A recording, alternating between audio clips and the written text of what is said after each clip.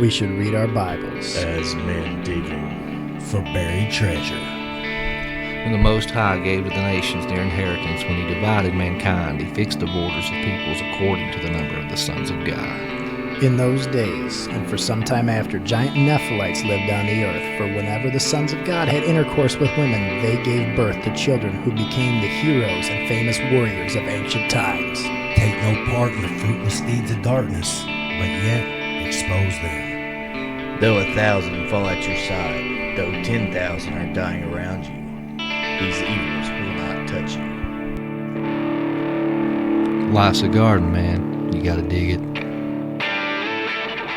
Hello, fellow treasure hunters. Welcome to the excavation site. I'm Justin. Alongside me, we got Ben, Stephen, and Chad. We'll be your guides on this excursion. Hope you brought your shovel and your compass, because we got the map. Let's dig. What is going on? All my local guys and gals and long-distance pals, we're back.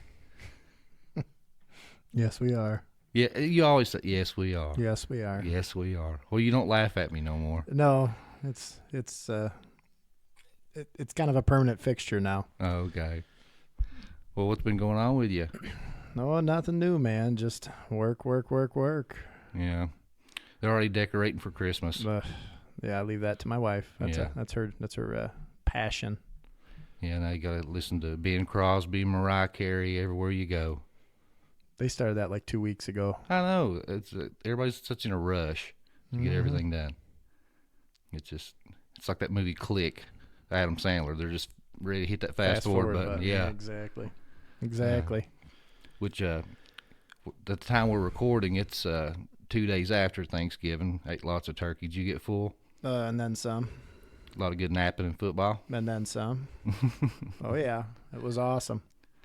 Yeah, Ben, he can't be with us today. He was having another dinner with his family up in Bristol. So it's just us two today. But we got a really special guest for you today. I think you guys are going to really enjoy this conversation. It's going to be a little bit of a ride. I think so.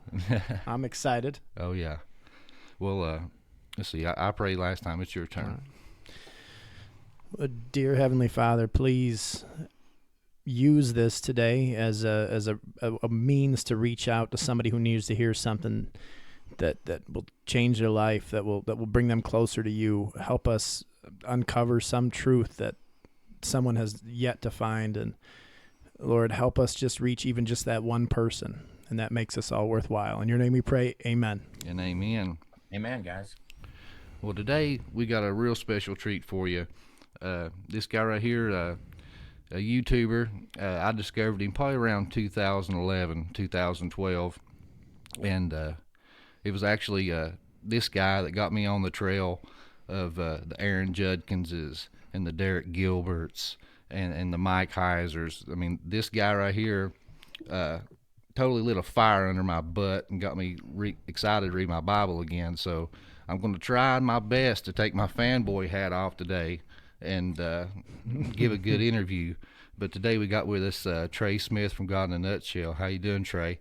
Oh, it's an honor to be. The honor's mine, Justin. It's really an honor to be on with you guys and what you're doing. And I'm not going to lie, you kind of went quiet there for about a year, and I was like, oh, man, where did Trey go? And then out of nowhere, you come out, brand new website, 8 new DVDs. Man, you've been at work. Yeah, we actually during the entire COVID, whatever this has been, there were a lot of times I something would make me mad, or they were they were doing something evil or wicked, and I would want to jump on there and talk about it. And actually in that time frame, I watched a lot of people get that did do that, and a lot of people that are really fighting actually on Rumble and some of the other channels. But there were so many people that got censored off during that time for everything from talking about, if someone mentioned 5G towers, or they talked about vaccines, or they talked about, you name it.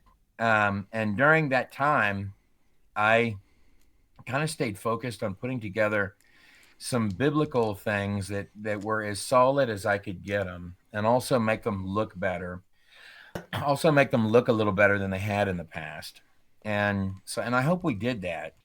Oh, you have definitely. I remember the first videos, man. It's you can tell the growth and progression, how you've honed your craft, but the nuggets are still there.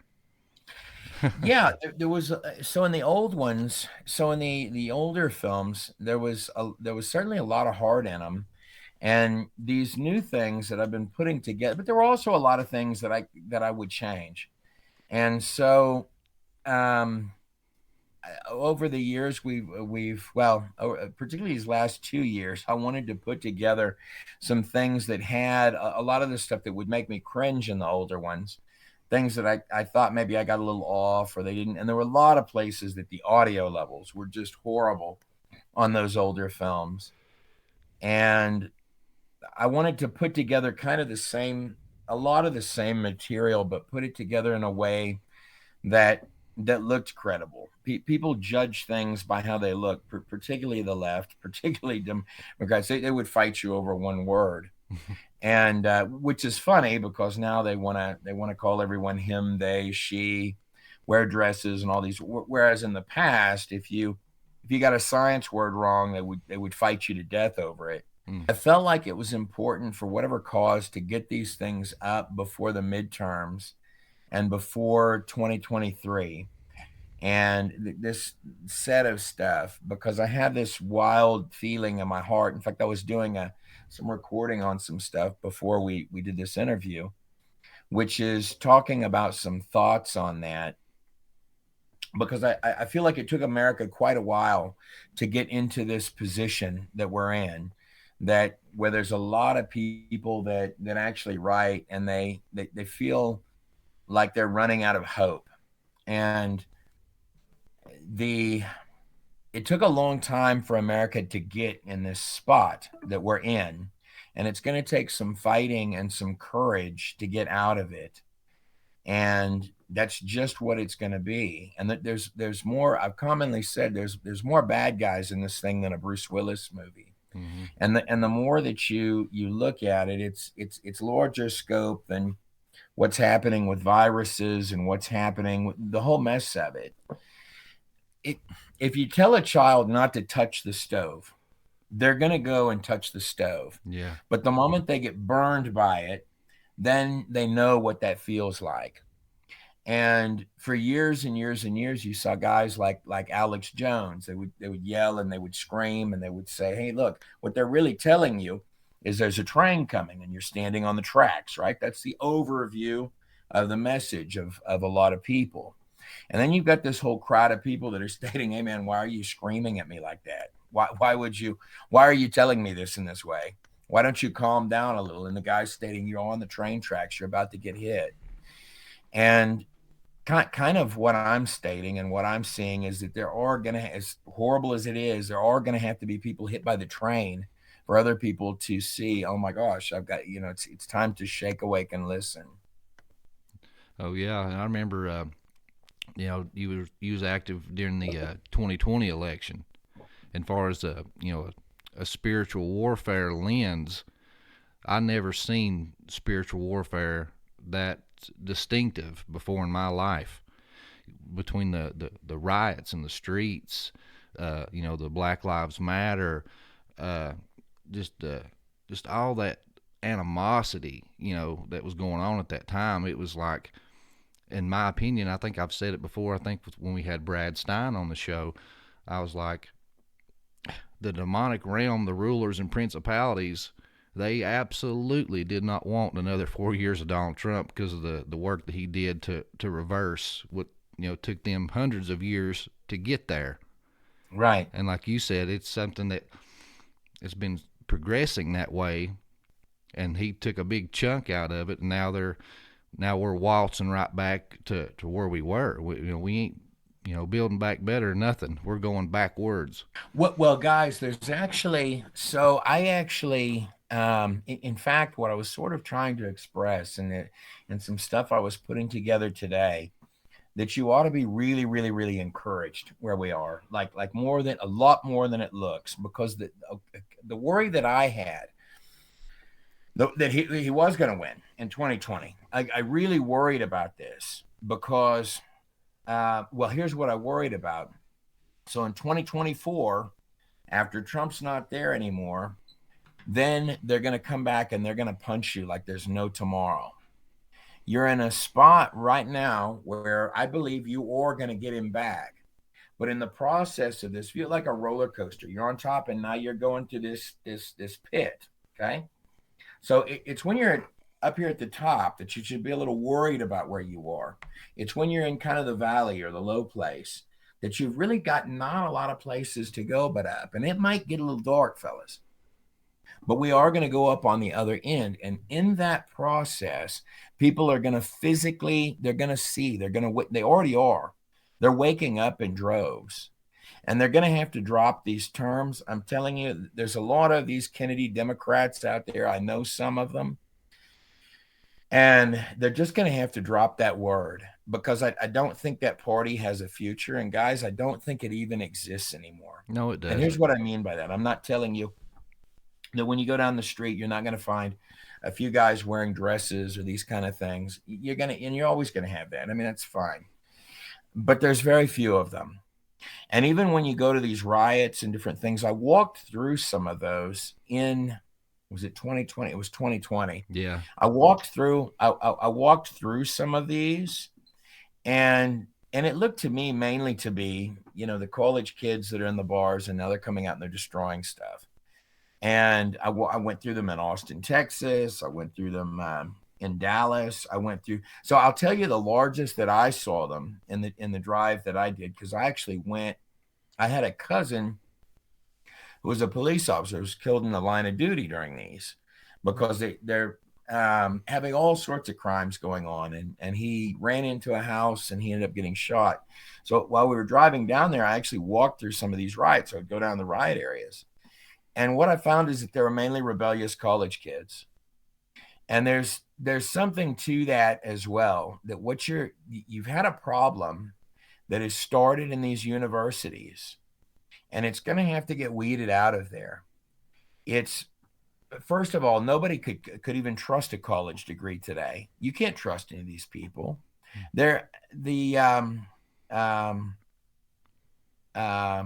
No structure can exceed the strength of its grounding. And I've said that a lot, and that comes from Kim Clement. And the universities they're the source of your Antifa. They're the source of your riots. They're the source of all of these ideologies. They're the source of all of the troubles that are going on, and a massive degree of it. And that's because these universities got taken over by very radical hippies and liberals and straight up, many of them communists, back in the 60s and 70s, while nobody was watching. And the other thing that happened while you're seeing all this corruption in your politics in these other places is those same kids with those ideologies, while the Christians weren't watching, they were looking the other way, they were worried about all sorts of little stuff that doesn't matter. They were literally infiltrating all of those offices. And that's why it should come as no shock. And it's going to take some work. So when Donald Trump said the swamp is deep, I believe him. And I think if any of us could see the scope of it, it would be terrifying.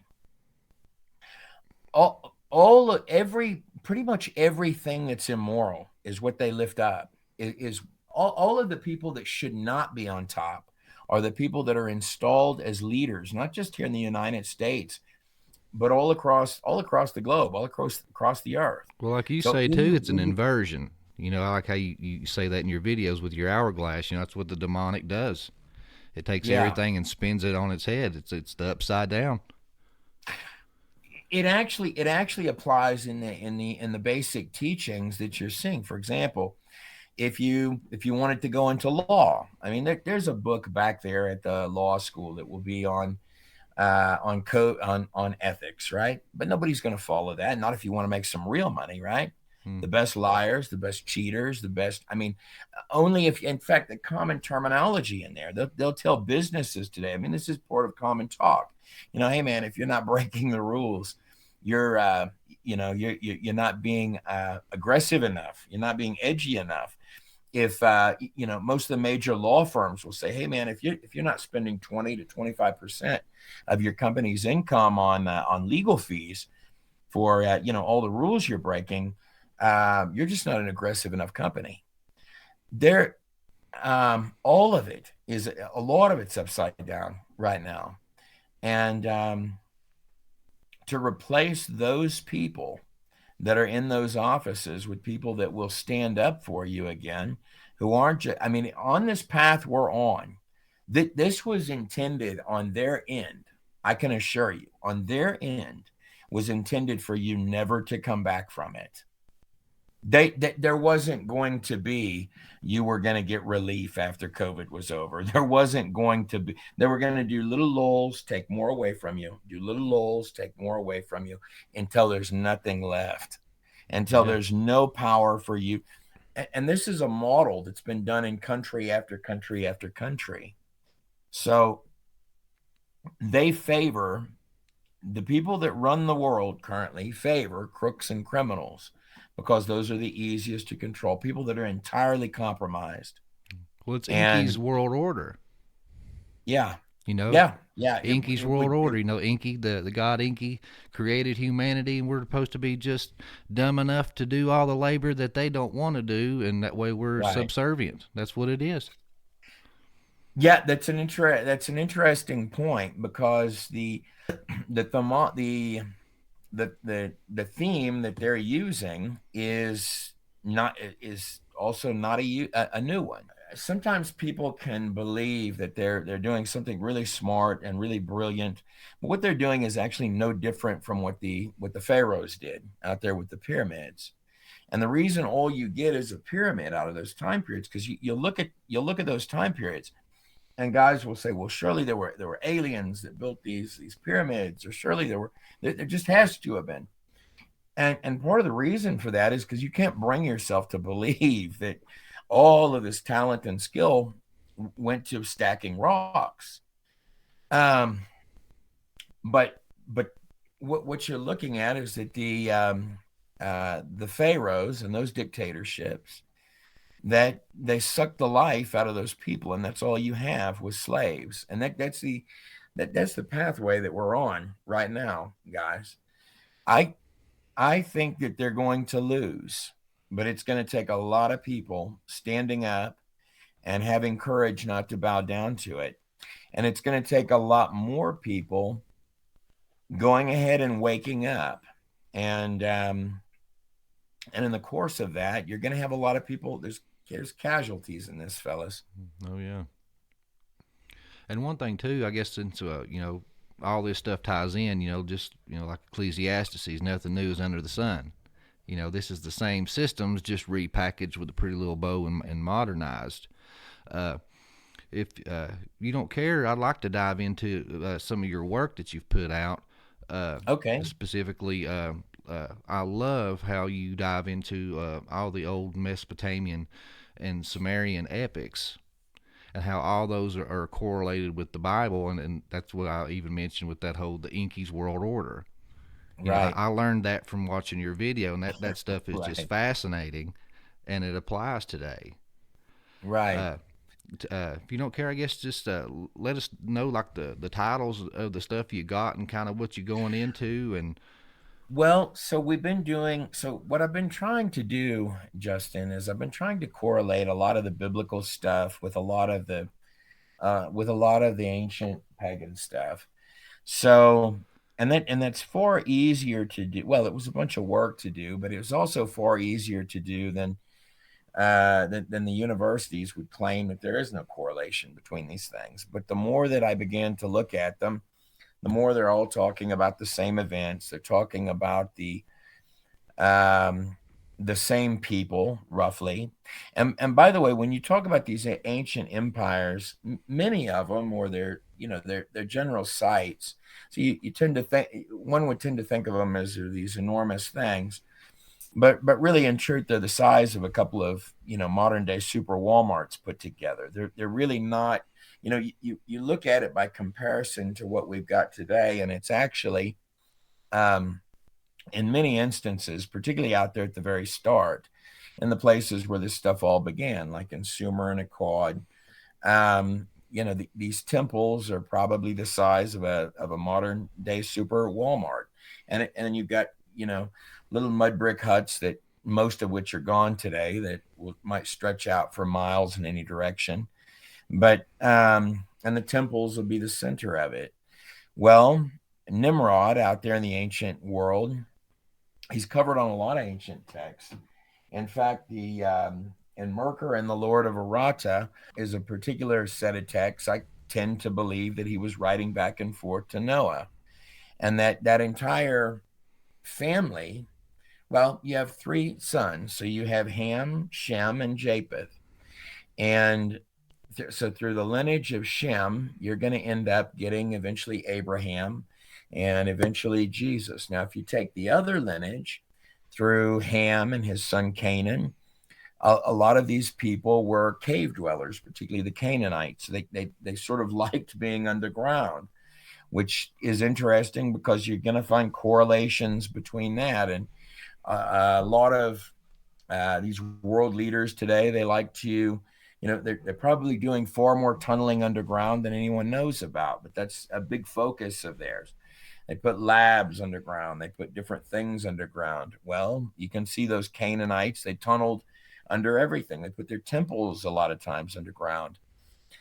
And this is where your Baal worship would pop up.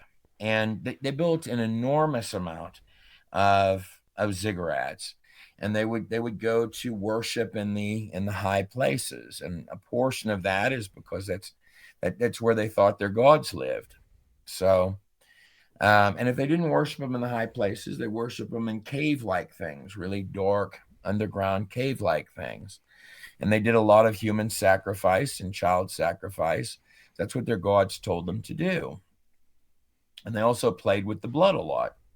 And it would appear to me, look, if those practices were not going on today, this would be the first time in history. So when they come on and they say, it's a conspiracy to believe this or that, or that there's hardcore satanic stuff going on with all sorts of vampire-like things happening, to me, that's crazy even at its suggestion, because that would be happening. Because if you were stating that wasn't happening, this would be the first time in history that it didn't happen.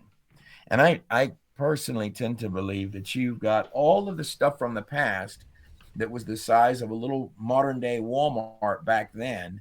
Today is the scope of tanker ships.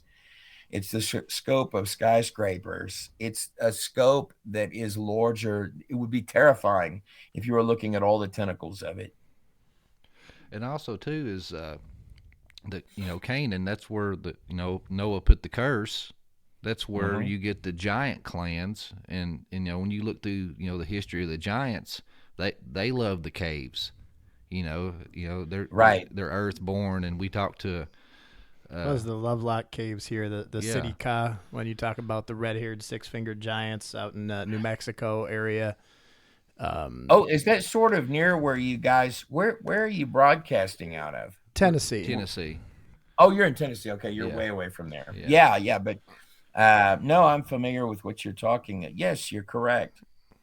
I actually got I got to jump in here. A little question while we're on the Gilgamesh, Nimrod / potentially Gilgamesh line here. When you're talking about their sacrificing, to their gods at that time, are we talking about the Apkallu? Is that who we're referring to in that? If you look at the Epic of Gilgamesh, the Apkallu were sages, so they would, I think what they were doing is putting on a lot of they were trying to copy stuff from the pre-flood world, and they were trying to do anything they could to summons these things. And so at the heart of their practices, and this is on all their writings, it's also heavily in the book of Yasher. They they were doing a lot of sacrifices, but particularly human sacrifices. The there's something about human sacrifice that the devil really likes. And so, like Justin was talking about more towards the beginning of our talking here today, he was talking about Inky and Enlil. So these are two characters that are kind of twins, and they sort of act as a good cop, bad cop kind of a thing, or the yin and the yang, or the Masonic teachings will do the checkerboard floor, which they'll sort of, in some sense, you've got the light and dark part of life. So these kind of have to come together in their, you can't get an omelet without breaking some eggs. It's etymology. We got to do some evil to, get to the good that we want to do over here. Basically, we've got to steal from all the rest of you. So that way we can go build something good for ourselves. That's their thing. Well, that's the same principle then. And so they'll use the Inky and Enlil formula on a lot of these rocks. And these are very major characters to them, the Inky and Enlil. So Inky will be kind of the good guy figure, and whereas the Enlil will be the bad guy figure. So, but they're sort of one and the same guy. And this is going to birth your sun gods, your lineage of your kings that believe they're literally gods. And I mean, that's what Pharaoh was. I mean, Pharaoh, under a lot of translations, it means God king. But well, that's what he is. Mm-hmm. He is the mediator to the gods. So he is, he is mediating the empire through the gods. And I in a very real way, guys, think that's where they were headed towards today. See, if you can create a separator like they did there in Egypt, where the common man is way down here and the royalty is way up here, and the separator between the two is a bunch of guys with weapons, or in those cases, spears, and that's the separator between the common man who does the grunt work and the people atop the pyramid, or the tower, if you will, then those are his systems. So it's the same description that we're trying to recreate today that you had at that time in a very real, I mean, Adolf Hitler, Stalin, any of these people, the technologies that you have today to control other people, that were well on their way to being employed against all of us. Without the help of God, you could never escape any of them. Amen. And actually, to be honest with you guys, what really is sort of the problem in the time of the Exodus and the time that we're in today is that, see, because Pharaoh isn't actually the problem. I mean, he is a problem. These people that are talked about as elites or this or that, the powerful people running the world, if it were just them, you'd be okay, because you just look at them and okay, well, there they are. Your real problem is all of the people that aren't awake, and they'll just go along with it. That's how you get corralled, if you will, into the slaughterhouse. That's how they got corralled into the slavery in Egypt. And that's how we're being corralled. Even that formula is not. Even that formula is not new.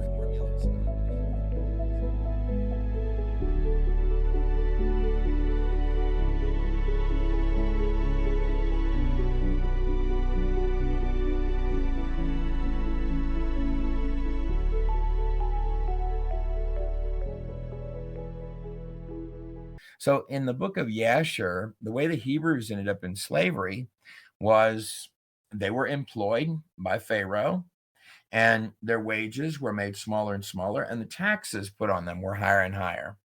And then with all of these new taxes put on them, they began being told that they were stealing from the Pharaoh. Hey man, you're keeping too much back, you're stealing. So now you've become indebted to coal Pharaoh. miners. Pay that. The coal miners in the store, yeah. Right. So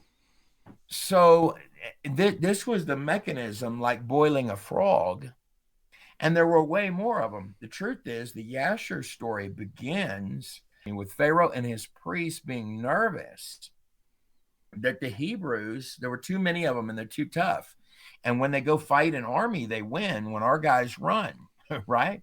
So they needed a slow mechanism to convince these people that they were weak and powerless and nobody, and progressively that they were thieves and liars and all of this. And pretty soon they found themselves as slaves underneath this small little group of people, quite literally in that case, at the top of the pyramid. And we're well on that path. We're well on that path right now. And I've gone from being angry at people that aren't they don't see it, they just walk along, because they're really the source of your the reason you're slowly getting encaged is because if the whole group of Hebrews or the whole group of us says, no, dude, we're not paying your taxes, or no, dude, we're not going to, right? We're coming in there to get you, Pharaoh. If you tell us this again, and we're coming in that pyramid, then Pharaoh's got no strength. So, and it's also the spirits, the spirits behind them. You know what I mean? It's correct. We battle not against flesh and blood, and even with those Upkalu, I see all the correlations with the Genesis 6 fallen angels, with the Greek Titans. These guys were rebelling against God, giving us all this secret wisdom. We were worshiping them as gods. And God threw down the hammer on them, brought the flood, wiped out their children, and imprisoned them. And that's why, a lot of these, Apkallu and Anunnaki are all depicted like little fish gods, swimming through the flood and bringing back the knowledge. And they're trying to summons these guys back. Yeah. Well, Justin, I think you're exactly right on that. That's the way that it looks to me. They do. They integrate that fish imagery quite a lot into those ancient gods, and it would look like that's sort of what they're stating. Yeah, this knowledge is coming back on the other side of the flood, and the knowledge that they're talking about is pretty. It's well, it always begins. So out there, when you're looking at Sumer and Akkad, one of the first things that's really screamed on the rocks is all about witchcraft. So it's see, that's the mechanism of communication. So that you get that, the mechanism of communication, the witchcraft, before you start building your empires that are because that's now the basis of the empire. That's the religious basis of the empire, is going to be what's communicated with through the witchcraft. And you're going to find that that same the same type of symbolism, the same kind of things that were worshipped, and the same kind of things they're communicating with. You're going to find them, the same ones, out there in Mesopotamia as you do out in the temples in South America. And that's Samesh, right? Yeah, they're correct. Yeah, tell the listeners about that. I love that. I'd never heard that either. Okay, what is it again? About how you was talking about how you got all the sun god worship, and you got all these ziggurats and temples around the world, but they're separated by so much ocean and so much time and distance. How the epics tie that in. Yeah, well, it would look like that the same spirit building out there on the Tower of Babel is kind of branding itself all around the world. Yeah. And by the way, those temples, so when you're looking at those ancient temples, this was all of the work. I mean, a king could put all of that wealth or energy into whatever he wants, right? He could have a bunch of really nice mansions for himself, or he could have a bunch of really nice harems. And a lot of them did that, right? So they brag about that too. But without building those massive ziggurat temples, you could have even bigger mansions for yourself, right? Even more harems. So in their mind, this was very important to do. In fact, so important that modern engineers look at those temples and marvel at how they were done. But there's no argument. There was enormous labor in these and the symbolism. So you have Quetzalcoatl out there in South America. This is a flying serpent. All of the origins, really, of all of it come back to serpent worship. So in Babylonia, it would be the Tiamat, and before that, out there in Sumer, it would be called Namu. And they made little idols to these. They made little idols, and they also had these little eye idols for what are called eye temples. So these little things that have eyes on them, and this is what they were worshiping. So, and this definitely ties into Genesis. A pretty simple way to view any of this is that you have two different heavy themes in the world. One is that these serpent gods and demons are good, and that's what's being told to you quite literally by the pharaohs. The pharaohs drew serpents everywhere. In fact, on a lot of the headdress, the serpent would be coming right out of the forehead, as if to indicate that's what's running right through the mind of the pharaoh or the king or the king's priest. The serpent will be coming right out of the mask, right through the forehead. The other theology, the one that we all share here, fellas, is that demons are bad. That these are things they're trying to ensnare you because they behave kind of like a virus, and it's looking for something to devour, which is pretty well the biblical description. And so at these ancient temples, when they're doing the sacrifice, they're playing the drums real loud, they're going to take the pharmakia, and this is going to weaken all of your senses because you're being asked to do things by these spiritual entities that if you were completely sober and clear-minded and clear-headed, you would question it. But if you get in a hypnotic daze and you're playing the drums and now you can't hear the people screaming or the cries or the horror of it, and you get some pharmakia inside of you, now suddenly all of the horror of it just becomes a part of practice. But this is what their gods were demanding. And this is where figures like Nimrod would believe his power came from. These are dark temples, guys. So a lot of these sites that you might visit today in South America or out there in Iraq or these other places, but in South America, you can take tours of these temples and they're mesmerizingly beautiful. But if you lived in that day and you were to come upon that temple, you would have every reason to be terrified because the people there are probably not going to be friendly to you. Those temples are altars of sacrifice. Mm-hmm. And that was what they put their full focus into. As mesmerizing as they are, they would have been, if you were a guy out there living in the jungle with your family, they would have been a source of terror for you. If you weren't part of the group that built it, and even if you were, those empires don't have a lot of respect even for their own people. The pharaohs would commonly cause all of their staff to be killed when they died because they needed their staff to go with them to the underworld or to the to travel with them. They need their staff to go. That make me want to be a slacker. I'd be the worst employee. Don't take me. Right. No, that might work. I mean, yeah. That might just get you killed early. And that really is the mindset of the people in charge today. I mean, when they're talking about population reduction, there's a lot of people that I know that are liberal. They in their mind, they can't bring themselves to believe that there's people that would really do this to them. What I will express to them from my view, the way those people are thinking that run the world is, what have you done for me today? And if the answer to that is collecting a government check, okay, so of all the things you could possibly believe, the craziest thing you could believe is that any of those people are trying to help you. Making you dependent on the system. They're, like you said with the Egyptians, they're enslaving you. But what I thought was fascinating with all that was the spread of the system. Found out about Dr. Walt Brown through your videos and the hydroplate theory. After the flood, that's when Pangea and everything spread out.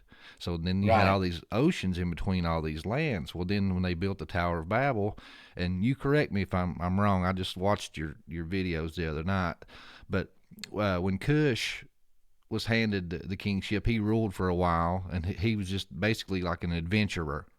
He just handed off the kingship, and he just built him a big old ship, and he took off to adventure new worlds.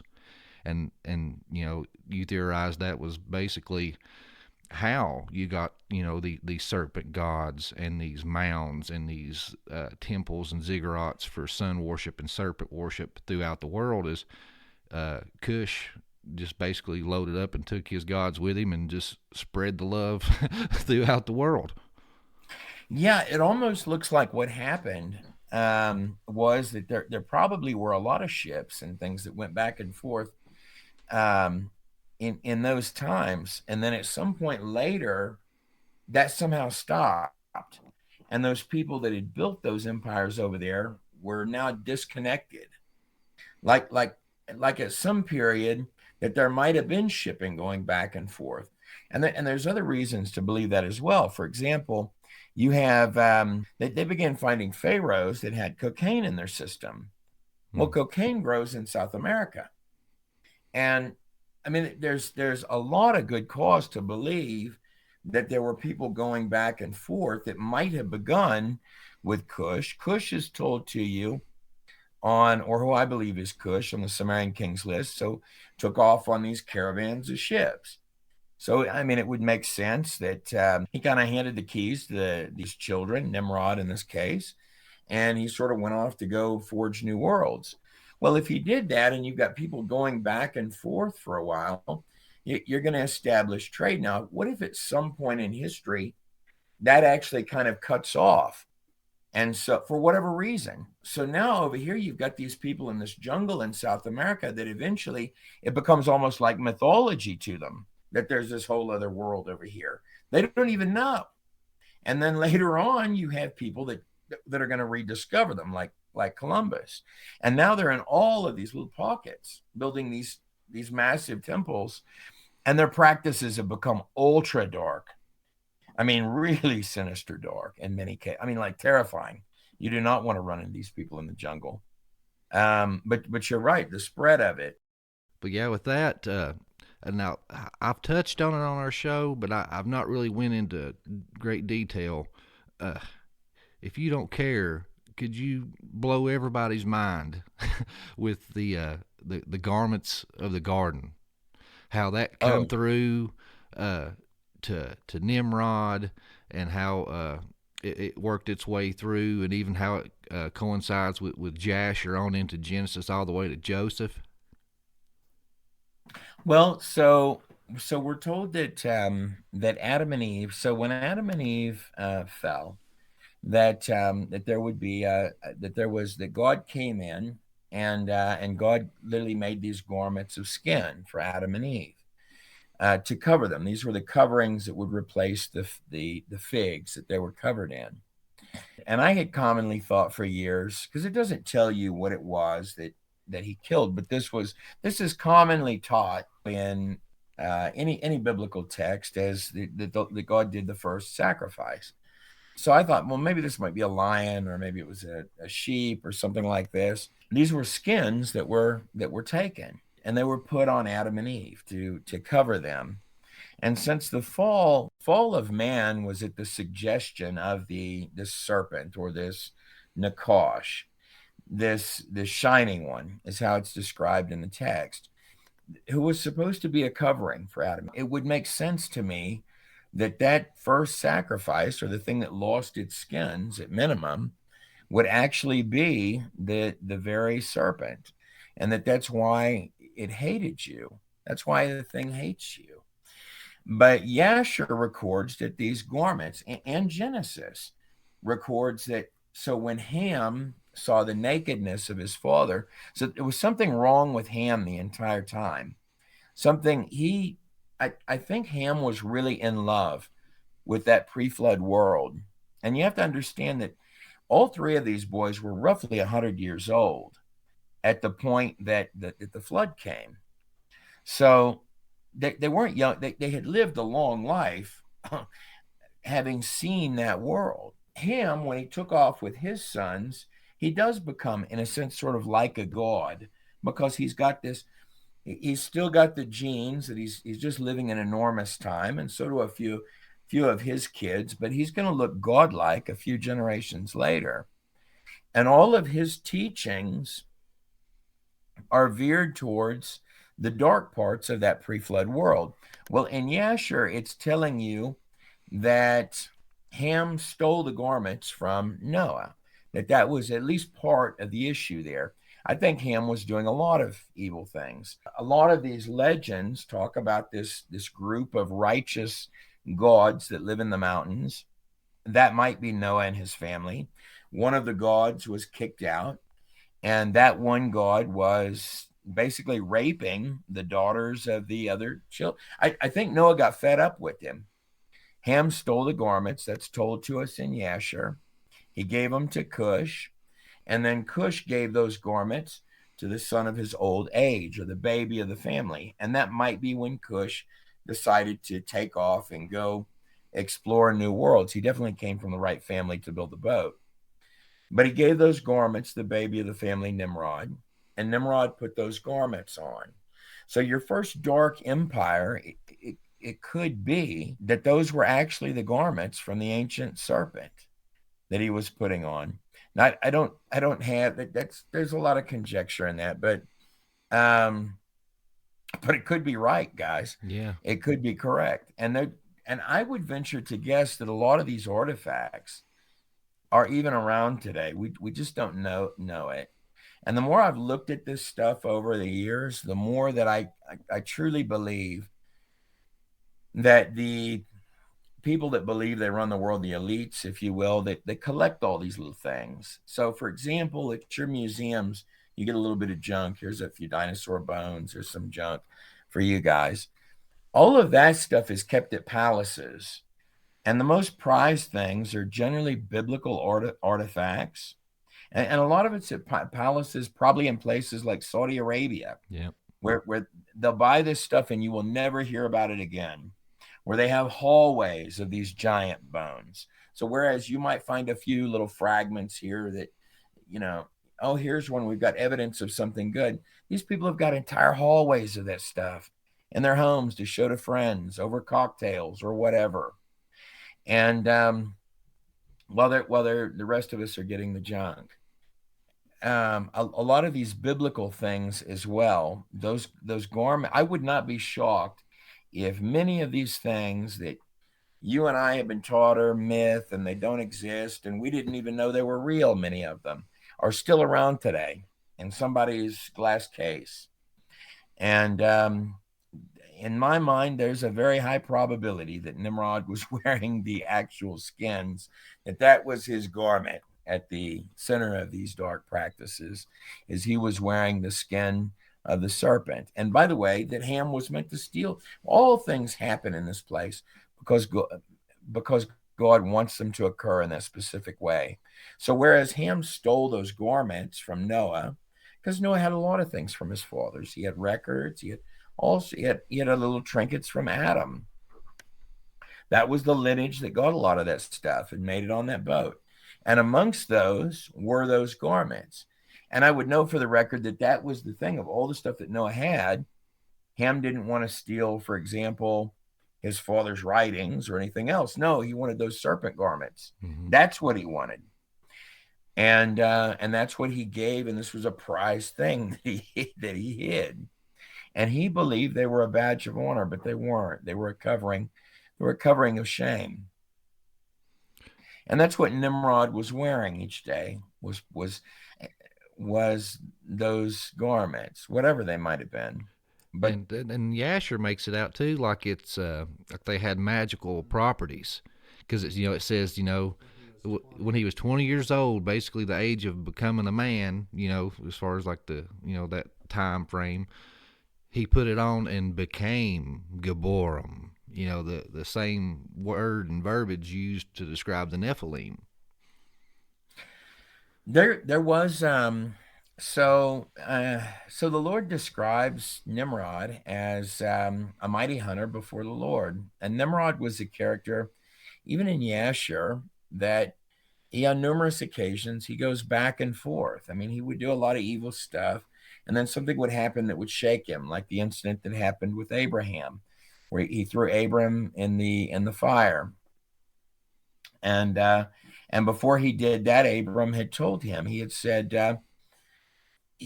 what did he say? Nimrod, he destroyed the idols, is what Abram did. And the reason he knew to do that is because he had been up there living with Noah and Shem. So he was learning the teachings from Noah and Shem. And when he came back to his father's house, and his father's making all these idols for Terah, which is where you get the word terracotta idols, or where you get the word teraphim. And by the way, that word means a shameful thing. That's who Abram's father was. When he came back to his father's house, he was really offended by this. And so he put out an offering for the gods.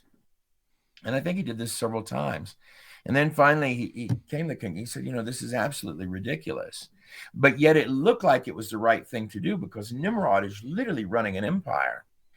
And Abram's dad is literally administrating this. So these are the ultra rich people of that time. Most of the dialogues between Terah and Nimrod's arguing at one point about how much he paid him for a horse. At one point, I give you the finest horse. So these people are living very well, according to text, and running an empire. And Abram's now brought into that. So he's testing these gods. And then he gets angry about it and he smashes them. Well, this even upsets Terah, who has Abram brought before the council of the dark priests. And Nimrod says, well, are you going to tell me what you've done to the idols? And Abram said to Nimrod, he said, well, I put out an offering and the little gods all jumped for it. And then the big one, he got mad. So he hacked the little ones up. And then he went back in place. And you can see Lord Nimrod, he still got the hammer in his hand. So that's what happened. He was mad that the smaller gods tried to steal the offering. And so Nimrod came over and said, so you're actually going to come in here and tell me a story like this? How foolish do you think I am? You not understand the center of power where you are? And then the dark priest kind of chimed in, the Kelu priests or whatever, and they said, not only has he destroyed the idols, but this is the kid that you paid Terah, your head idol maker, to give to you to kill, that would destroy our works. And we told you this 40 years ago. And now here he is, and look what he's done. And Terah lied to you too. And this is the point where Terah starts stating, do what you want to him. I got nothing to do with it. I'm sorry. And so Nimrod says, and notice what Nimrod does. He's not going to kill Terah because he needs Terah to run the idols and to run this whole charade. But he says to him, no, I'm going to kill both of your sons because you've done this. But before that point, when he says, he looked down at Abram and he said, so you've just told me this story. How foolish do you think I am? And Abram told him, he said, I don't know, my Lord. How foolish are you? You won't believe the story that I just told you, but you tell the men of all earth that these are the gods that created the world, these gods made of earth and stone. You're doing the very same things that the men did before the flood that caused God to destroy the world. So I ask you, my king, how foolish are you? And that really bothered Nimrod. And it was his high priest that worked him into the position of, you got to throw him in the fire. And they said, he's insulted all of us and he's made all of us look foolish. You've got to kill him. And not only that, Terah lied to you. So that's what Nimrod did. He went and he threw him in the fire. And it says that, and so there was Abram and there was Haran. And Haran's son was Lot.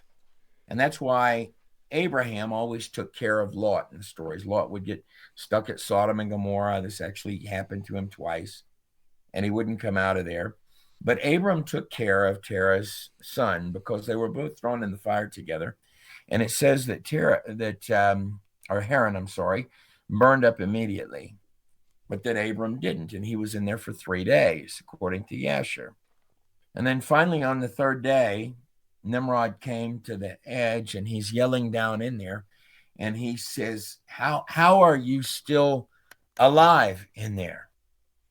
And Abram said, I'm not sure, my king, but perhaps it's the God of our fathers that preserves me in this flame.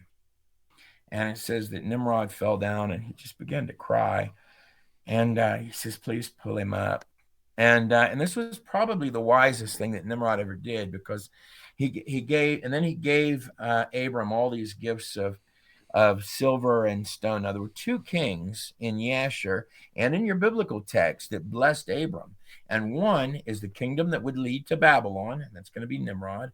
And the other is the king that would lead to Egypt. And both of these are the source of all your occult today. Now, God told Abraham, I will bless those that bless thee and curse those that curse thee. He didn't put any fine print on that. And the two places that heavily blessed Abram, one of them was right there with Nimrod, and the other one was right there when the king tried to take Sarah. And your biblical texts go clear through that, where the king said, no, take her back. You tried to put this curse on us. Here's all this gold and horses and camels. So it was both of these empires that blessed Abram.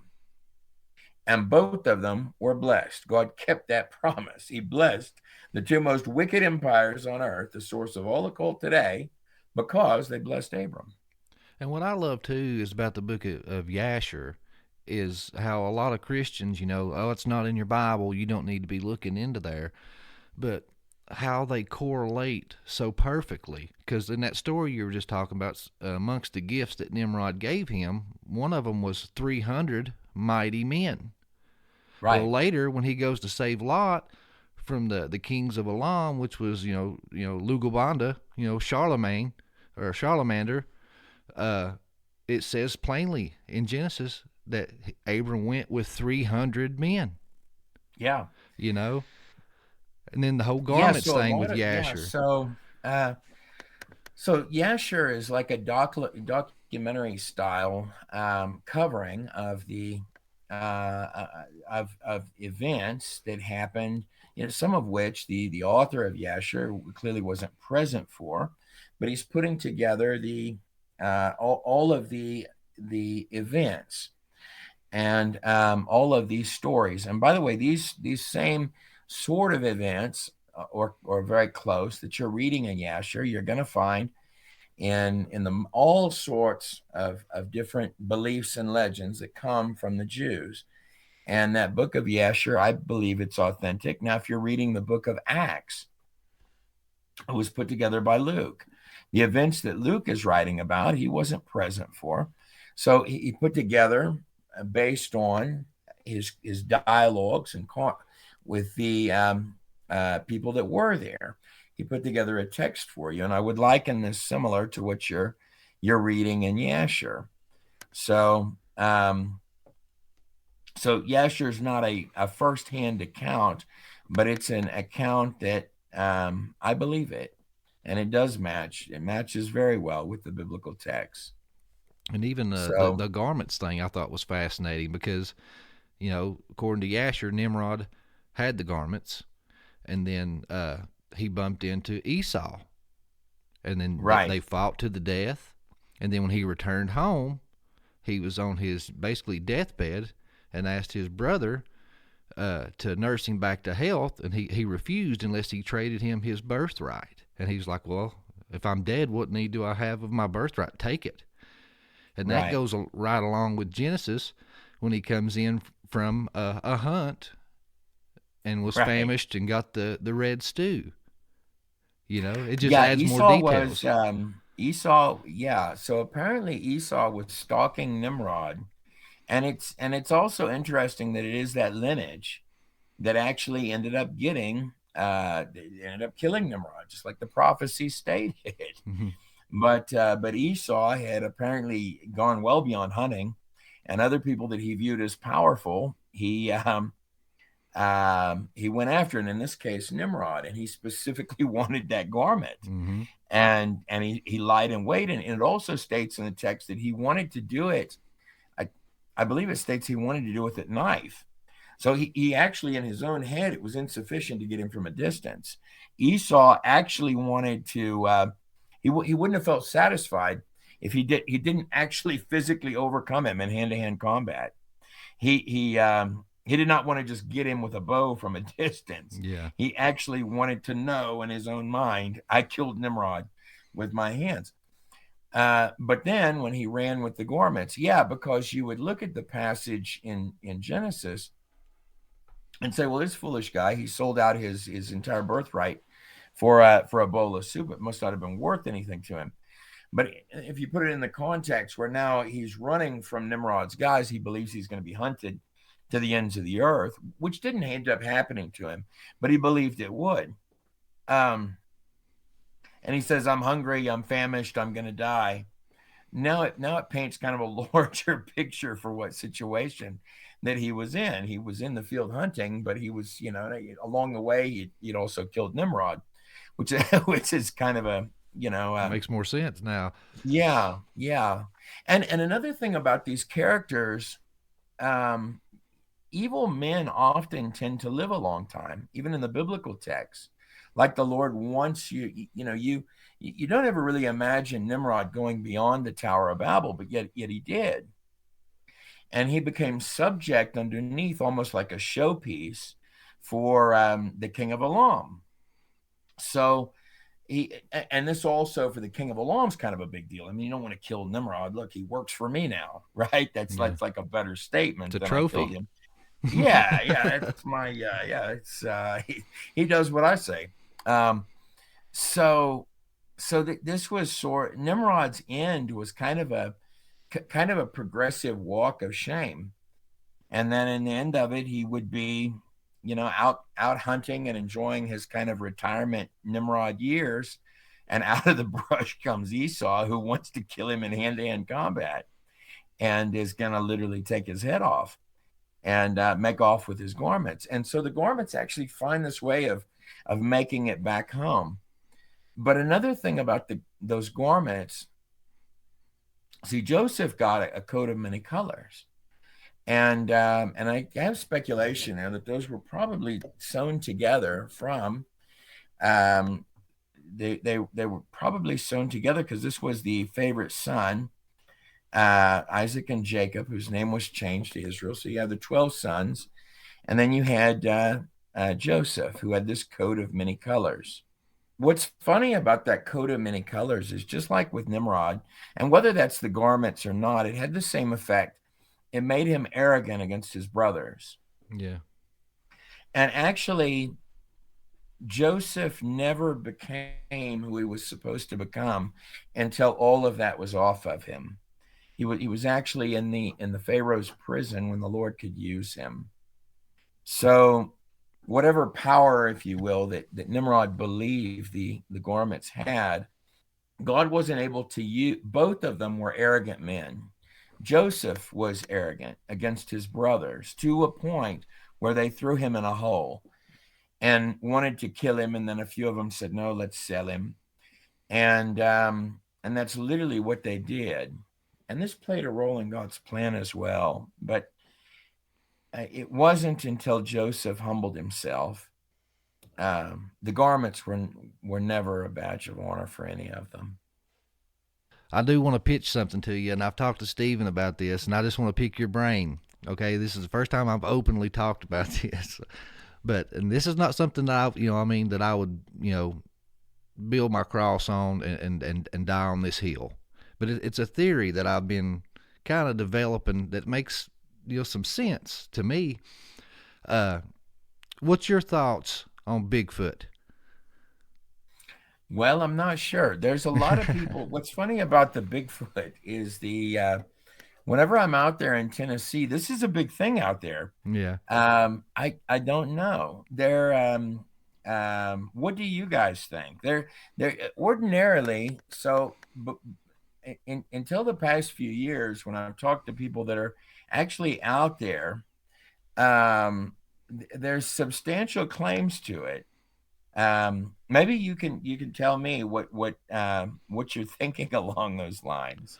Well, see, that was something honestly, I just thought was just some myth or crazy story and never really give it much thought or attention. But once I've been, digging into scripture and reading, and it honestly just kind of like hit me out of the blue one day. I was just sitting there reading, and in Genesis 25:25, that's the birth of Esau. Yeah. It says that he came out completely red and covered in hair like a cloak. Okay? And so Esau was red and covered in hair. Okay, Right. all the Bigfoot depictions that you hear, he's reddish and covered in hair, and then And he lives in Tennessee. yeah, Oh no. he migrated. He got caught up in the whole Pangea split. Oh, that's what it was. Yeah, but what I thought was funny was even when Jacob went to deceive his father, what did he do? Rebecca gave him a lamb skin to put over his arm. He was that hairy. Okay, Right. I mean, it wasn't an exaggeration. I mean, he was literally that hairy. So, and then when you get to digging through the lineage, he was from his people was the Edomites. Right. Dom, the last part of his name is red. Right. And they're theorized to have built that big stone cutout building in the Indiana Jones movies. Oh, you're talking about in the one in Jordan. Yeah. Petra. Yeah, Petra. Petra, yeah. So, and when you look at all the doors and stuff in Petra, they're huge. Right. So, and then I was just kind of like, well, hey, and this was like a joke. I was like, well, maybe Esau was the Bigfoot seed. He was the first Bigfoot. Well, I'll tell you this, guys, that But what I was going to finish with was the whole Gilgamesh epic. You know how the demonic flips everything upside down and tells stories to favor them. What if, this is a big if, what if Esau, in the book of Yashar, went after Nimrod, and they met and had this epic battle, and he slayed Nimrod. Well, what if Gilgamesh, Nimrod, retold the story and twisted it where he won and defeated Esau, but his name was Humbaba? Well, it's very possible. Here's where, the Enkidu character is also covered with hair. Yeah. And had you asked me 10 years ago, I would have chuckled it off. But there's so many strange things that we just don't know. Right. And who knows what lurks in the wood. And there's also a lot of supernatural things.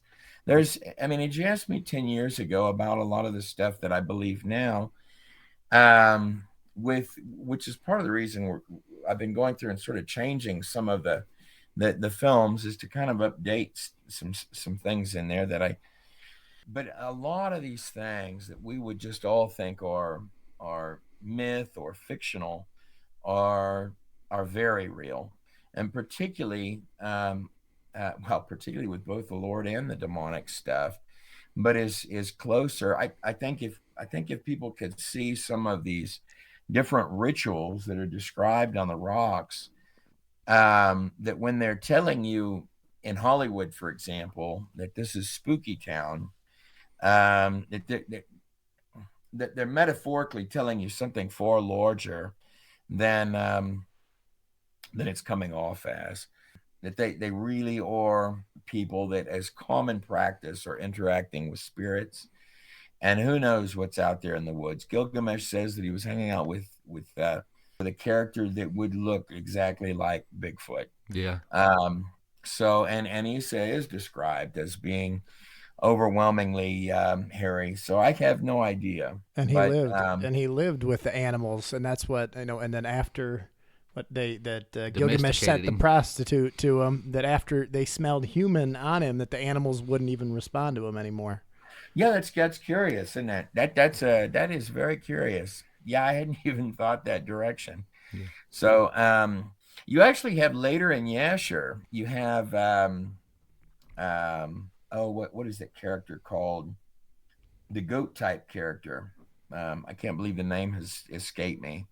But this goat character that is covered with fur and all of this, that is found living in a cave. I can't remember the context of it, but it's a strange, obscure little section of the text. And so at bare minimum, that section of the text, it happens far later. It happens like during the days of basically Joshua. There's a satyr type of a creature that they find in a cave. Somebody finds in a cave and kills it. At bare minimum means that people at that time believed that these kind of things were there. So I don't know, guys. That when I'm in Tennessee next, I'm going to look more at it. It's funny you say that because Matt Aaron, one of the guys over at Dave Ramsey's place, he when I saw him last time, which has been 3 or 4 years ago, he said, "Do you know about all the updated Bigfoot stuff?" And I said, "No." Said, "You've got to look at these things."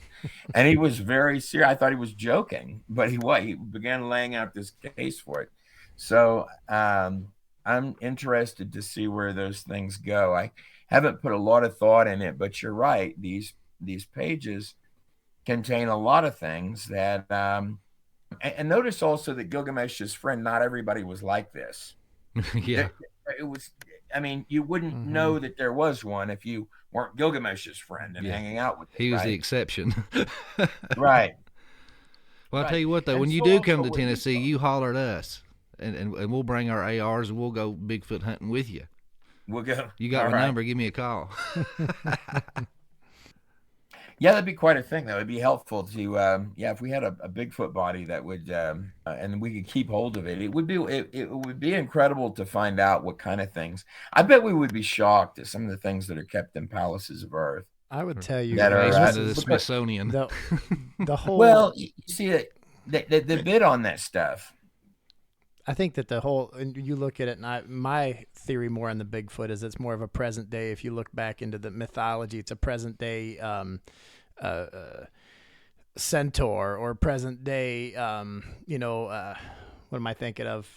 All those different mythological creatures, right? When you had the what was the bull guy? What am I thinking of? The Centaur? the bull, the Minotaur that was always like in the labyrinth Oh, yeah. and stuff like Yeah. that. Like I feel like Bigfoot.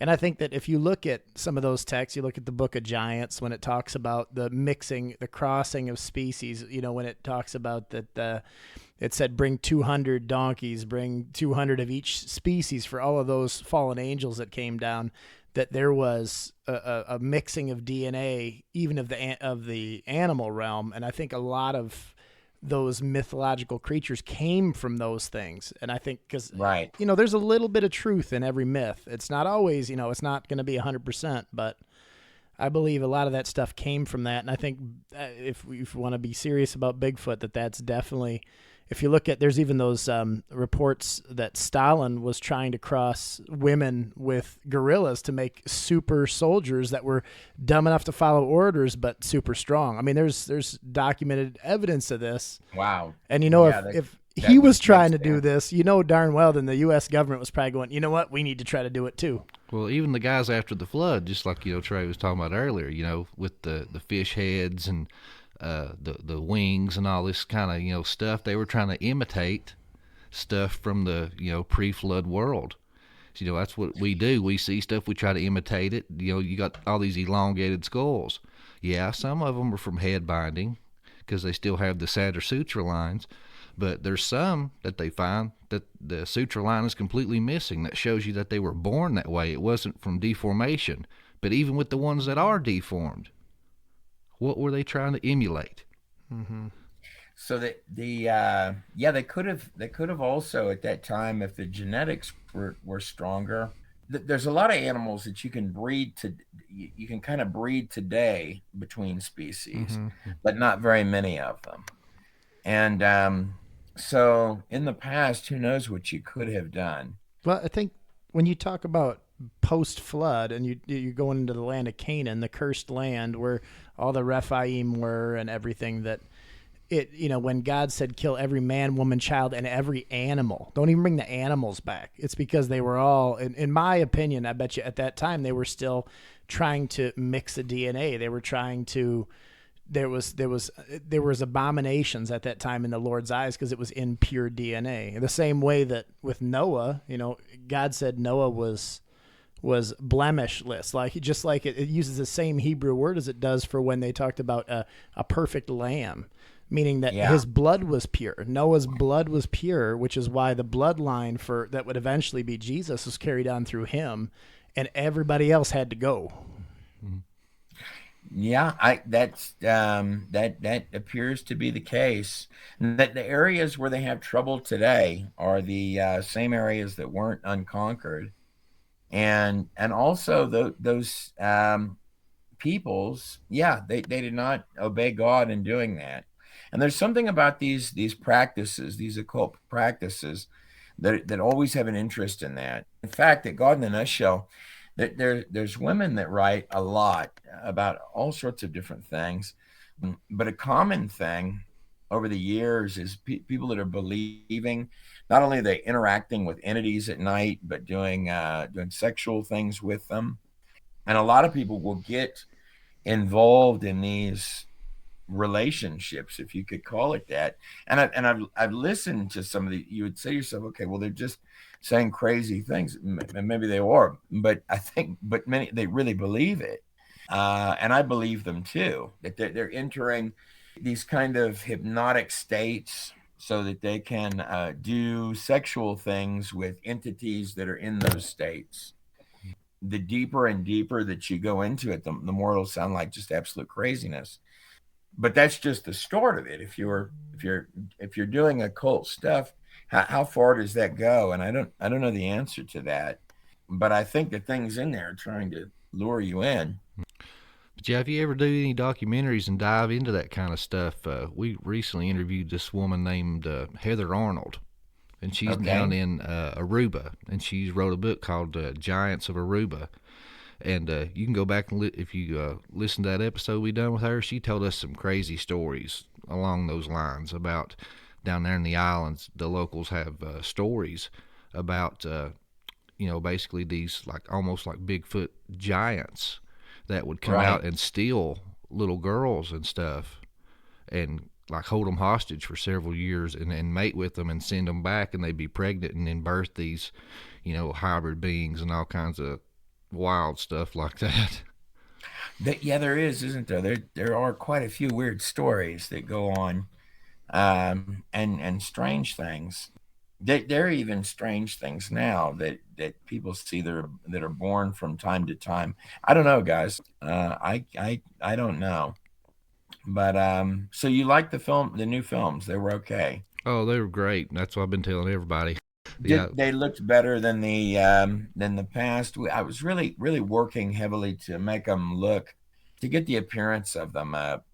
your picture quality was a lot better, and like you said too, the music's not overpowering. You can still hear everything you're saying real well, and Yeah. and honestly, the main thing I love about Trey's videos is they're I like, I make the comment all the time in the show, show us your nuggets. I want the gold nuggets. Give me the tidbits of information. I love that stuff. And Trey is just like rapid fire. You sit there and it's like you're 20 minutes in and you've done discovered 10, 15 things that you'd never heard of before. And it's right there in your Bible the whole time. You just overlooked it. It's like anytime I watch your stuff, I have to sit there with a notepad and take all these notes. That way I can go back into like my Logos Bible software and plug all these things in. Wow. Everything like That's the awesome, man. That's awesome, guys. the numeric system with the Hebrew letters. He goes into that. He goes into the flying cross in the desert. When God gives the instructions of the Israelites how they're to encamp, there was a reason. When you actually lay it out, it was a cross with the tabernacle in the center. So it was a moving cross on the desert floor. Just all these explosive little nuggets that I love. I love your stuff. Well, thank you very much, guys. I'm really honored about that. It would be good to actually get together, and I've begun getting out and sort of meeting people at this point. And I want to keep doing that. And there's a lot of people. I tell you, Tennessee is a really good state. I felt very called to that. That's where we're actually in the process of moving to, out there, sort of by Pigeon Forge and Knoxville and these Oh, type of yeah, that's areas. like 2 hours away from Hour and a us. half, about an Yeah, hour and a half. Really, yeah, we go to Gatlinburg and Pigeon Forge all the time. really. Beautiful. Yeah. Well, there's a lot of people that just seem to be sort of gravitating. towards some of these states, and Tennessee is one of them. That's the state that we both really liked, and plus it's really beautiful out there. No, it is. Nashville is that they're trying to take over Nashville probably, but that's a very, very good and solid state. That state of Tennessee. It is. It's you got a lot of greenery. It's pretty. Southern hospitality. Taxes are low. Good, friendly people and beautiful scenery. I love Tennessee. And I've lived winters everywhere. are not bad. I've lived everywhere, and this is where we settle. I lived everywhere from originally from Michigan to Florida to Montana to here. So we're happy here. And you like that better than Florida, Tennessee? Yes. There's certain things about, and this is, I love saltwater fishing. That's one of my passions. I just love fishing down there. But I can go down for a week, get my fill of it, and come back and be in the mountains in a state where you can, and this is the honest to goodness truth. And the part that blew me away the most about being here is you can strike up a conversation with anybody about God and no one looks at you funny. Everybody, yeah. When we're in the Bible Belt, it's just a different feel. People wave, there were neighbors I never met in Florida after 13 years. People just didn't come out of their house, didn't want to talk to you. And now my neighbors, they're the first to come over. Hey, you need any help? You need this, you need that. And everybody's polite. Everybody's nice. In general, you're going to have a couple everywhere. But you also don't have a lot of disasters in Tennessee. Yeah. For example, in Florida, every few, you're going to have to get out of the way of a hurricane, or you're going to lose your house to a sinkhole. When I grew up in Houston, we had whole streets that would go underwater once about every 3 or 4 years. Particularly, it wasn't our home normally, but right across the street, it would normally get them. In fact, to such a depth at points in the area where I lived, which was like the Cypress area, there were areas that would get so deep. If you had a hurricane come through, that you guys would ride jet skis through the subdivision. Wow! Right during you'd have whole homes underwater, and then they had to come redo it again. And also, not to bring it up, out there in Gatlinburg and those other areas, I've looked at the U.S. map. If you had all of the nuclear weapons set off against us, you'd be there in Gatlinburg, and you'd be like, something happened, man. Did it shake a little bit? Did you feel anything? No, CNN's not coming on, but yeah, you might not even notice Y12 plant in Oak Ridge, yeah. Yeah, you could have Yellowstone go off, and you'd barely notice it. Yeah, these mountains, they protect you. We're very blessed to be here. There's no doubt about that. Yeah. Well, Trey, I ain't gonna keep you, man. I know you busy, man. You still editing on videos and stuff right now, ain't you? We're working on it, and I think some of the best things are still yet to come, guys. We're gonna begin, like you were saying, rapid fire in the videos. We're gonna try to get quicker on putting some stuff up, so that there's things for people to continually see. I think heavy things are about to come, and there are good things coming, but I think there are a lot of what people will perceive. Well, they're going to be heavy things. Yeah. And where you're streaming too, honestly, like where you do these 2-hour videos, I mean, there's what I call nuggets. There's 1,000 nuggets in one of those videos. Man, you could bust those up into 30, 45 minutes and get 100 episodes out of one of your films for your streaming service. I mean, there's so much potential and volume there.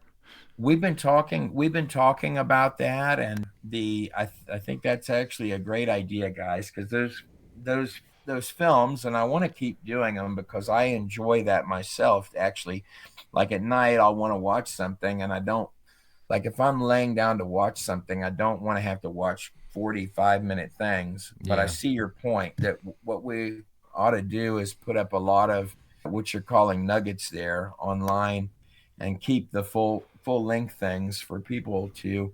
I do like there being some things so somebody can lay back and they don't have to get up or find another 5-minute thing after the last 5-minute thing.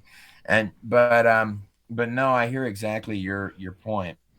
Before you go or anything, Trey, why don't you tell everybody where they can find all your stuff, your information, and everything? Okay, so it's at godinanutshell.com, and that's so we've got one of the things that people seem, these books look really nice that we've got. They're pre-flood and Nimrod and Exodus. I think they're pretty good walkthroughs of the biblical stuff in a simple way. If I were going to ask people to follow me somewhere, if they came over to Rumble, really working to try to build that channel up, and also on Truth Social, trying to get it where I'm not just in one spot. So, and I'm probably also going to be putting some stuff up on that Rumble channel. I might get in trouble if I put on YouTube. Yeah. So I'm going to be Probably get in using trouble. those things a little more, particularly as we're coming into heavier times, because there's a lot of, view it like an animal. I mean, you've had some people that really did want to put everybody in slavery. I mean, that's what they wanted to do. And I think a lot of that's falling apart on sets of people, and they're gonna do some dangerous stuff, guys. They're going to, and I really believe that in this year of 2023, you're gonna feel like everything is thrown at you from dark stuff. They're going to tell you the weather's wrong. They're going to tell you that the power's out. They're going to tell you that the trucks they're like lightning rounds of it, because it's like an animal trapped, right? And it's going to claw you on its way out some. I mean, that's just an opinion. I don't have a prophetic word. I'm just sort of got my thumb on the looking at it, and they're not going out without a fight. And in fact, they're still intent to win. like right, they're not like backing off. Like, okay, guys, we'll let you go. They want to destroy everybody and be in charge, and they're hell bent to do it. And view it like a. Okay, so one of the things in the Kim Clement stuff, he said they watch all your movies and how the White House has been taken down. Okay, so view it like a set of, like, at the end of every bad guy movie, the bad guy's got his thumb on the trigger of something, right? With the idea, okay, well, if I go, you're going to go too. That's what you're dealing with. That makes sense. Yeah. Unfortunately. That's what you're dealing with. I mean, if we're going to go down and we're not going to have power and we're not going to get to do our way, you know what? You're going down with us. And I think that's, I think we've all got to brace, because I think that's their mindset, and that's what they're going to do. And on some of it, they're going to succeed. They're going to throw some punches, and they're going to, luckily, they're not going to land all of them, but they're probably going to land some ones that hurt. And so that's just an opinion, but I think for all the people out there that are getting supplies and stuff for if power goes out and these kind of things, that's probably wise. Well, you mentioned Kim Clement. Yeah. Your opinion, do you think that we are currently in the second humbling? Because when I listened to those, I mean, this was back in 2020, I thought the second humbling was, I guess, like the second wave of COVID. But apparently we're still being humbled, it seems. Yeah, I man, I hate to admit this, but I think it goes a little worse too. So here's the litmus test for it. So I've got a few friends that are actually that are liberals, and I commonly in my mind I use them as an example, because I'll talk to them and I'll think to myself, okay, so what would it take for this guy that's over here to like change his mind and be on my side? And the answer to that is pretty dark. You could show them, you could have like clips of horrible things being done to kids. And you could have, you could take, for example, let's take election fraud. Okay. So if you were to say, look, man, I think your elections have been defrauded. Oh, no, it's a conspiracy theory. Okay. You say, okay, here's the evidence of the elections being taken. Oh, no, that would never happen. Russian disinformation. Yeah. Here's the people that defrauded it. Here's these people. Okay. And they're all your top favorite people. And they're not going to admit it before you. Okay. Today, and verify it. Oh, well, they had to do it. Because that's always the chain of things. Conspiracy. It didn't happen. It can't be real. And, well, okay, so maybe it's real. We had to do it. Right. Now, let's say you had the same thing with this plethora of stuff. Okay, so now they've defrauded you, man. But that's cool with you, right? Oh, yeah, they had to. Okay, so now let's say that they were also simultaneously, they were doing all these horrible things to kids. Oh, no, they're not doing that. You're going to go through the same process. Okay, so now here's video of them doing the bad stuff to the kids. Here's in your face. Oh, no, that can't be real. That's probably digital editing. Okay, so here they come again, just like they admitted before. Now they're going to show you the tape and admit to it, and they want to do it to your kid. Is that okay? Well, they want to do it to my kid? Yes. You'll have to give your child over now to do it. Okay, if we have to. Do I still get my $1,200 check? So now you just found the answer to it. The $1,200 check or whatever it is has to go away.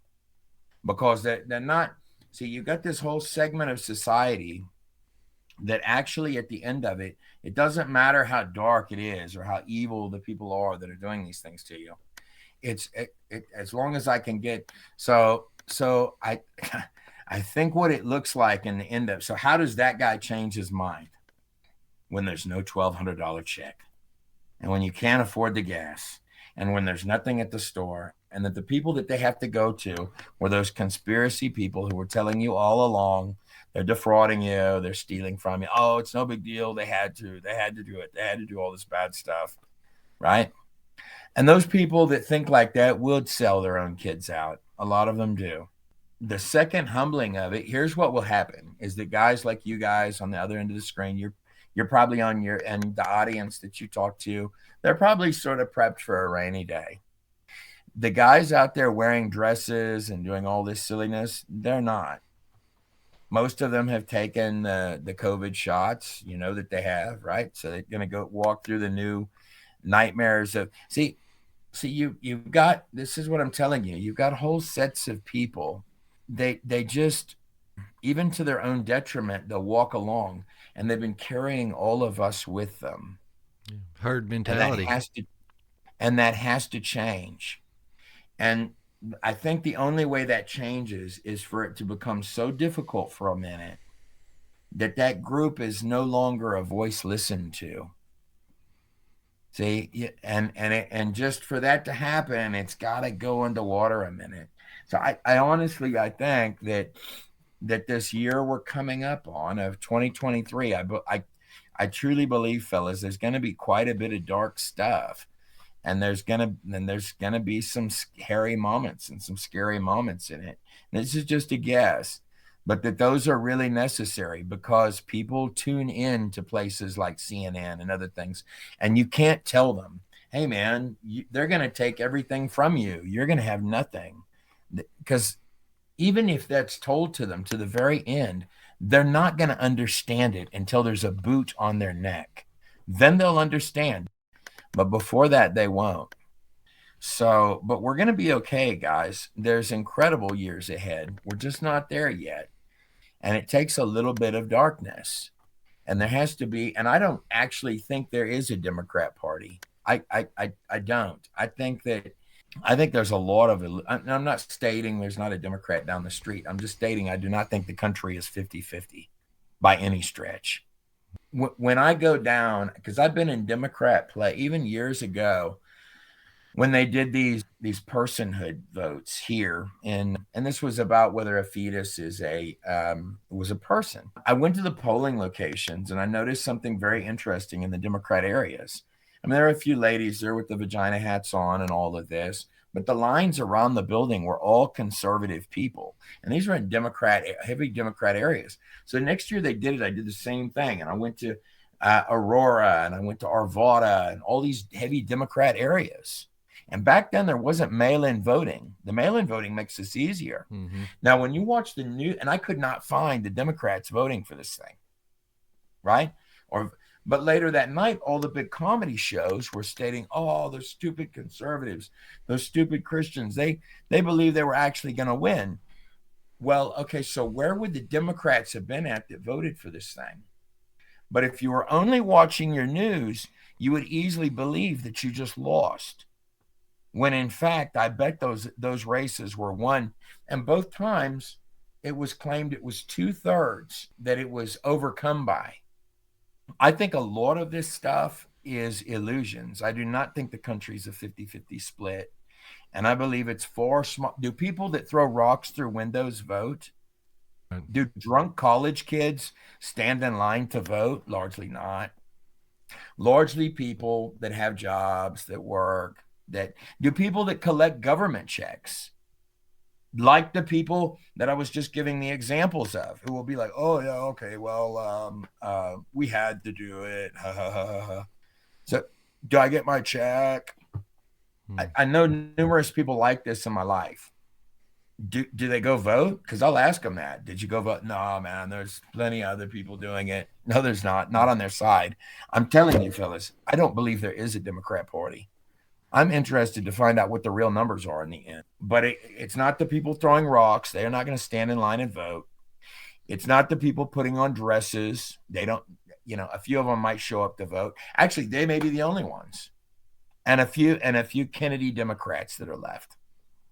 And by the way, if Kennedy saw those Kennedy Democrats standing in that line by the women in vagina hats to go cast their vote for Democrat, he'd be rolling in his grave.